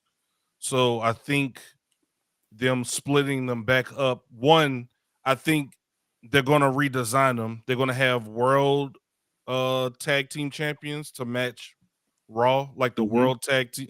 Well, the world championship and then the world women's championship. So they're going to have world tag team champions, and then they're going to have the WWE tag champs. So I think we're going to get some new designs. We're going to get away from the Raw and SmackDown champions because having Raw and SmackDown champions kind of binds them to that show. So if there's a WWE draft or something, it doesn't matter what show they're on. And Everyday History asks, do we see Orton factoring into the main event? If you're talking about tomorrow, no. Overall, I mean, Randy Orton is like the type of guy who can be inserted into the main event picture whenever they feel like it. So eventually he probably will. Not anytime soon, but definitely in the future for sure. Ziggy, match of the night. Oh, Sami Zayn. Definitely. Yeah, pretty easy. I mean, we kind of alluded to that. Sami Zayn and Gunther is going to be the that brain buster. Everybody was like, "Oh, yeah!" I gotta watch that on replay again. That was awesome. I want to see the slow motion. I really want to break that thing down. He said, "Does Orton come in to help Rhodes?" No, but we will get to that. That's going to be our last topic very soon. Like the next. They do have a. minutes. They do have ties to each other, from their days. Final thing, Ziggy. Final thing. If you had one word to describe night one of WrestleMania, what would that one word be? Fun. Fun. My word is close. It was, and you could take it many ways. It was close. It was close to being a great show. Just was missing that few extra things.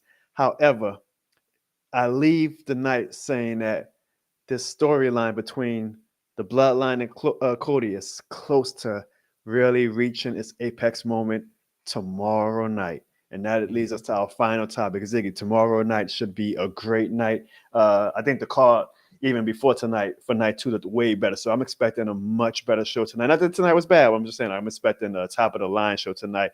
But we'll talk about all those other matches tomorrow. Let's just talk about the main event. It's setting up for Cody and Roman Bloodline rules, which means that you should expect a lot of shenanigans, a lot of cheating, a lot of run-ins, and maybe even Ziggy, a lot of surprise appearances. And that's why I was so excited, bro.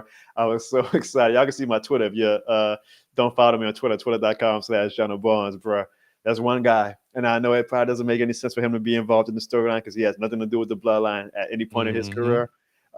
This formation of the Bloodline, I mean to say. But I'm about the spectacle. I'm about sports entertainment. I'm about fucking moments. Ziggy. I feel even stronger tonight than I have the past month. I've been talking your head off. I've been talking our whole group chat's head off. Like, yo, I think it's going to happen. I think it's going to happen. I do think John Cena is also going to come back tomorrow and have his little moment. I think that fucking glass is going to shatter tomorrow, Ziggy. And I got goosebumps. That's why I'm excited to go to sleep. Like I feel like I'm going to be tossing and turning. Like, it just feels like it's setting up for the Ziggy. Like, Cody, he's not this badass baby face that can do it all on his own, right? Like he's the white baby face Hulk Hogan type where like he welcomes help and needs help at this point. Obviously, like they're setting up like he really needs some help with this. So I think they're gonna have this guy come out and whip the Rock's ass and give us a WrestleMania moment. 51-year-old Dwayne Johnson taking the stunner for the last time, and we'll see if the Rock quads are good enough to still do the little flip or whatever when Stone Cold. But I think it's going to be like some Avengers Endgame type shit where hell, like everything has to, maybe Orton comes out of hell, maybe freaking Goldust comes out. Like, it's going to be like just. Like, I think it's going. I agree. I think it's going to be one of those things where if the Bloodline screwed you over, you coming out to an extent. They're going to have the whole roster. But it needs to set up though for like that final person to like really set the crowd off. And I'm biased as hell, I know. And again, some people might argue we don't need to keep going down this nostalgia well. God damn it, I'm going down a nostalgia well. Sometimes Ziggy and I'm not the only one saying this, by the way. This is not like John, here goes John, just want to Stone Cold always be involved in everything. Like Ziggy, there's a strong contingent of wrestling fans who have even made like fanfic videos of graphics like of Stone Cold coming in to help. Like this is a thing. Like this is not just Jono just wishing that his favorite wrestler of all time comes and does something. Like thousands, if not millions, of wrestling fans have written and have gotten hyped up that this guy is going to come and give The Rock his comeuppance to leave essentially Cody and Roman to finally be one-on-one. Like we clear all the mess. All the wrestlers probably help a Stone Cold, the one who takes out The Rock, and you finally get Cody and Roman one-on-one, may the best man win type shit. WWE and Triple H is usually really good at seeing the fan feedback and saying, okay, like the fans obviously want this. Let's not, even if they didn't have it in their original plans, they were like, we can't ruin a possible great moment that fans are essentially saying, please feed us this meal. Well, Triple H is usually good at saying, okay, if y'all want this meal, I'll cook this meal up for y'all. I think Triple H is going to cook that meal up for us tomorrow. I think it's going to be. I'm only sad. The only thing I'm sad about is that me and you and the fellas won't be actually together to watch in person, because that's like one of those nights that I wish we all were just in the living room together. No facts. Putting our adultness to the side and just being kids again. Be like, oh shit, this. Yeah, cook that shit, Triple H. You better cook it tomorrow. Tonight. I mean, I guess tonight now. It's officially Sunday. You better cook that shit tomorrow. Tonight, Triple H be cooking, bro. I think it's gonna be epic, bro. I'm legitimately excited. I feel bad because if they don't go that route, like if they go like another route where Stone Cold and Cena and them don't come out or whatever, I'm gonna be mad. Even though like the WWE never said that they were gonna even do that, so it's like, Jonathan, you're setting yourself up for disappointment that WWE never promised you anything. But I just feel it in my soul, bro. Like adrenaline in my soul. I felt it, bro. I felt it. With Paul Heyman, you're working yourself into a shoot. Yeah, well, you know what? Shoot me, brother. Shoot, bang, bang, bang. You're working yourself I'm all in. I'm all in like an AEW fan, bro. I'm all in. Shit. Hey man, it's gonna be very interesting tomorrow. And once again, and everyone always talks about like Dusty Rhodes. They even called a lot of these matches that have a lot of pandemonium Dusty finishes. Exactly. So it's like this is prime Dusty Rhodes booking. WCW, like a lot of interference, a lot of like, I don't know if y'all ever watched WCW. I know you have, but like I don't know if y'all watched a lot of WCW matches back in the day, but it's a lot of interference and a lot of shenanigans and stuff going on. So, but there's gonna be fun. Ziggy is still. Like, and not overbooked. I don't need Stone Cold to come out and beat up Roman Reigns. Like Stone Cold just comes out. I'm taking out The Rock. This is the greatest rivalry of all time. Rock is the final boss. Stone Cold. I hate bosses. Rock, you being you got a little too much dip. You're doing too much. Rock is probably gonna like be insulting Cody's mom, or maybe even drag Cody's mom in the ring. Say this is how we're gonna finish your guy off. Stone Cold comes out and say, we ain't having that bullshit. Rock, I'm getting you out the picture now. Then he could look at Cody, look at Roman, and say, baby, y'all two get it on. Like this is what the fans want. I would hope the Philadelphia fans step their game up. And I shouldn't say Philadelphia because I know WrestleMania is an international crowd. So to say Philadelphia, it's kind of unfair because it's not just Philadelphia fans. And it was outside in I get it. And I get it. The open air stadium, you don't get that same acoustic. They probably was, for all we know, they probably was screaming their lungs out. I don't know. Not from the Twitter reports I'm seeing, but I get it, But tomorrow, like they got like, please. I'm saying Philadelphia. I know it's one in Philadelphia, but please, Philadelphia, do not like if that actually happens. Like if Stone Cold and Cena and them come out, do not make that moment any less by just being like, woo. Like I know y'all gonna be tired. I know it's the end of a long as essentially a week now. WrestleMania is basically a week. I know a lot of fans are gonna be maybe even cool. I don't know what it looks like tomorrow, but like y'all gotta muster up everything y'all got in yourselves to like give Cody that moment of like just pure jubilation and blow the fucking roof off the building if this crazy ass fictional outcome that I've already convinced myself is going to happens. But I'm excited, Ziggy. I'm excited. I can't wait. I know our chat going to be going crazy tomorrow night. I cannot wait, bro. This is what it's all about, bro. This is what it's all about. And this is what it's all about. And already, if y'all are watching right now and y'all haven't liked or subscribed yet, can y'all just help us out and do that? That helps us get into this algorithm. And the people that are already asleep, this helps them out. So when they open up YouTube first thing in the morning, you know how it is when you're laying in bed in the morning, you just kind of just seeing what's going on before you fully get up, and you get on YouTube. Our stream will show up, part of the algorithm. Like, hey, this happened last night. You might want to check it out. So yeah. Definitely appreciate y'all, man. Ziggy, I guess it's like Christmas Eve. One more sleep, bro. One more sleep, and tomorrow we find out. Hey, I would say I think John Cena is going to play the role that you think Stone Cold is going to play. So you don't think Stone Cold's going to be out there at all?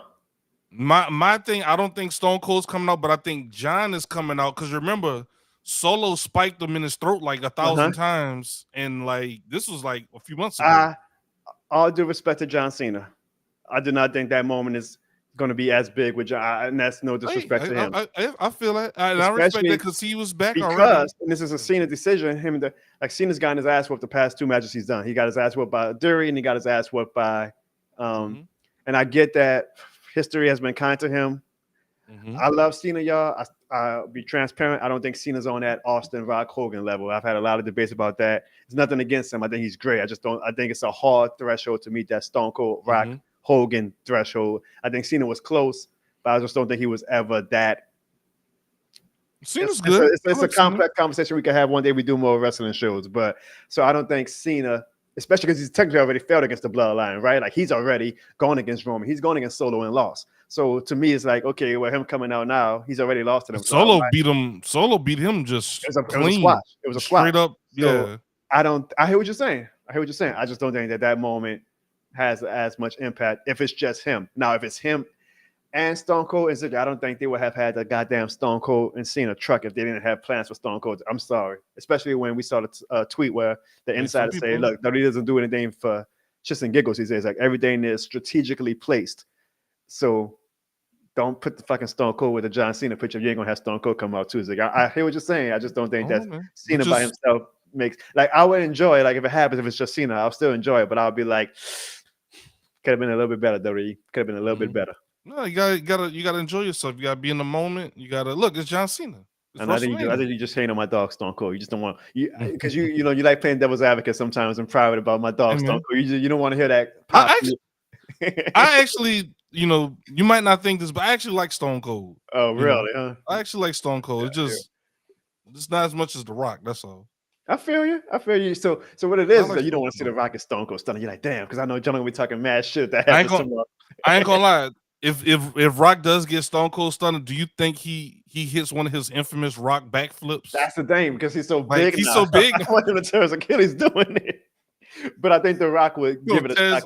One thing about The Rock, he's about entertaining the fans, and I think he wants to give everybody a moment. So I think WrestleMania 40 in Philadelphia, where Rock and Austin main event at 15, you gotta do it, Ziggy. You gotta do it. He's so big, he might do one of the. I think Rock's done this before. He gets stunned, he's gonna be out of it, bounce off the ropes, and then go into another stunner. That would be great. I look for, as long as it's not as bad as Vince McMahon's, it'll be good. But I think Vince tore like both of his quads. I mean, he tore his quads doing a rock bottom to Cena. So all that to say, no matter what though, tomorrow, I keep talking about Stone Cold. It's Cody's night. Hopefully, he finishes the story.